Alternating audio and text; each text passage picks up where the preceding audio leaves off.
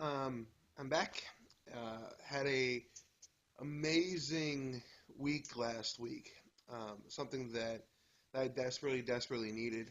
I went to the Desiring God pastoral conference, and wow, that was just such a refreshing time for me.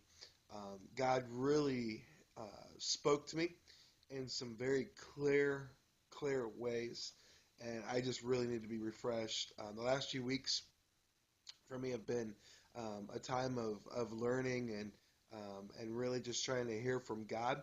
About 3 weeks ago, to kind of catch you up on some things, about 3 weeks ago, um, our senior pastor um, actually had to resign from his position at our church. It was a decision that he had to make. It was kind of a forced decision, but it was also a hard decision, and it has been just a very hard time for me. Just trying to figure out. I'm only the youth pastor there right now, and so I'm trying to figure out my place there.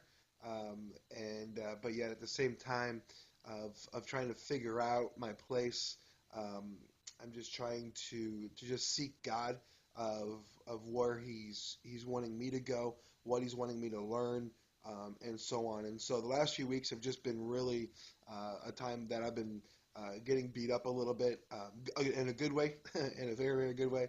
But it's been fun. It's been interesting.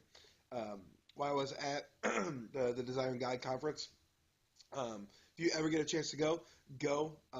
Make sure you put on your calendar. I know it's next year about the same time, like February, like the first weekend in February kind of thing. And make sure you bring money.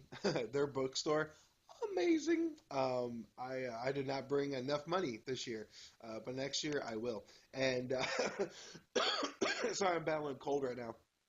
But uh, but yeah, went and got a book that I needed personally. John Piper's Brothers, We Are Not Professionals. An amazing book. I'm only into I think chapter 4 or 5 right now, but it's just simply an amazing book.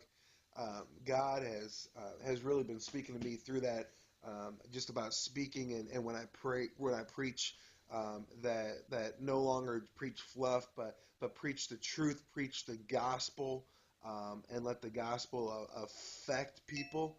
And I just thank God for showing me that book.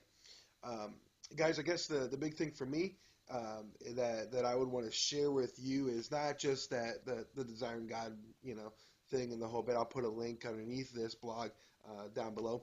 I will put a link there that you can go and you can listen to a lot of the sermons and stuff. Fantastic. But um, but for me personally, I would say keep an eye out. Keep an eye out for those people that you have no clue that you are influencing. Piper did a whole thing about C.S. Lewis, and man, I came across that, and a lot of things that he said in there were just amazing.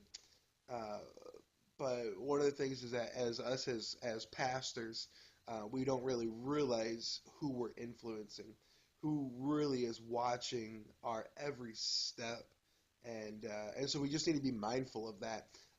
Find that John to press into and to help rise that person up, and to put that charge out there for our congregations as well. So that's kind of it.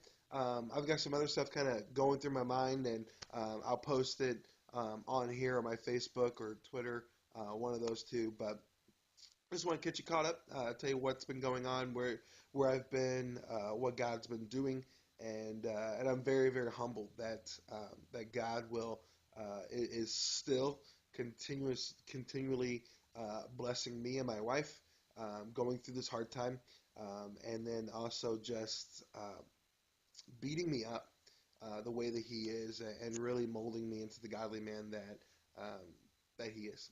I'm humbled. I'm excited about it, and so that's it, gentlemen. Go preach the gospel of Jesus Christ. Do not say that you are sorry for it. preach it, preach it with grace, with mercy, with love, but preach the truth, and go forth, and may you, your wives, your families, and your church be blessed, and bring God all the glory that He deserves. So, with all that being said, I will chat with you later.